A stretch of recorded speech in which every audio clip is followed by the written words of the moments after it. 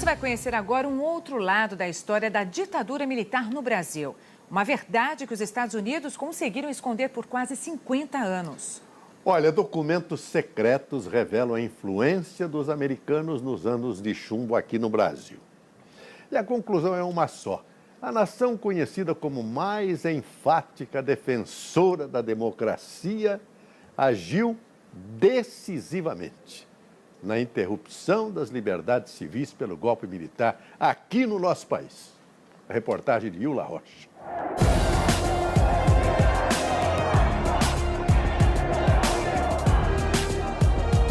Meus amigos chineses, estou certo de estar contribuindo para a maior aproximação dos nossos povos, que podem e devem ser bons amigos.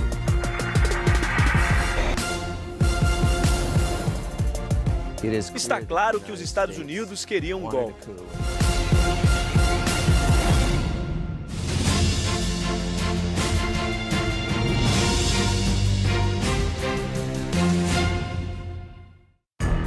Casa Branca. O que acontece aqui é capaz de mudar os rumos do cenário mundial.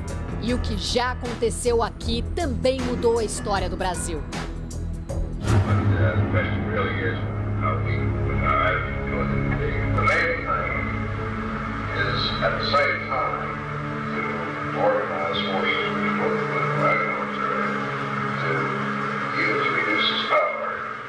Os telefonemas entre o então presidente John F. Kennedy e o embaixador americano no Rio de Janeiro, Lincoln Gordon, são reveladores. A gravação mostra que eles trataram claramente do plano para retirar Jango da presidência.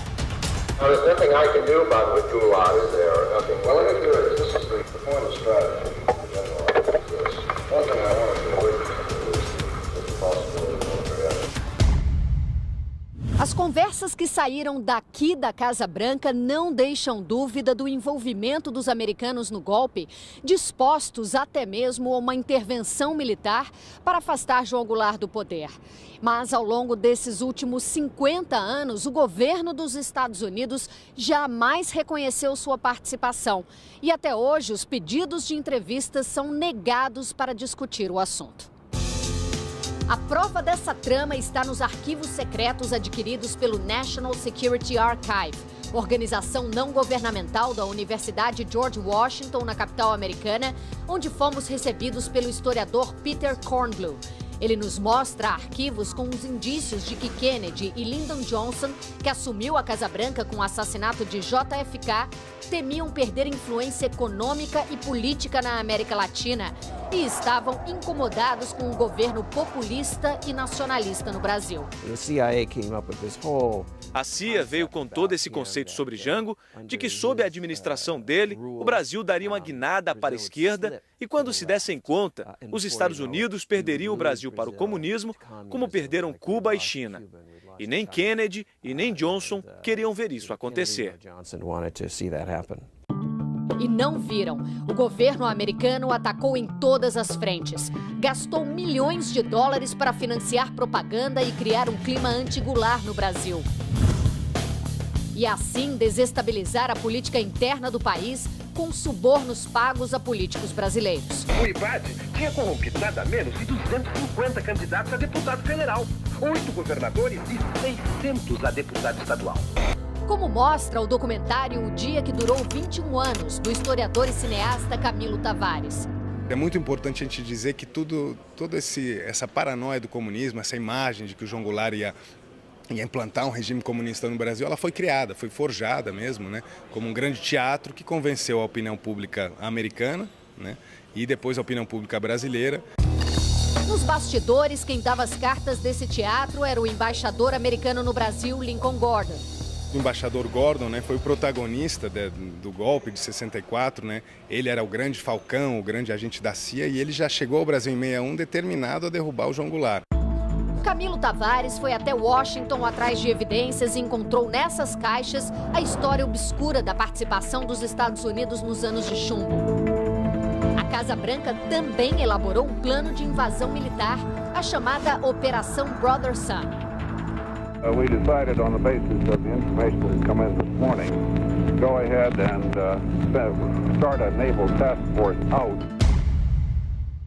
O governo americano disponibilizou um porta-aviões, um posto de comando e 4 petroleiros com mais de 500 mil barris de combustível. Estava tudo pronto, mas como João Goulart deixou o poder sem resistir, o plano não precisou ir adiante. Mas deu a segurança necessária para os militares brasileiros conduzirem o golpe.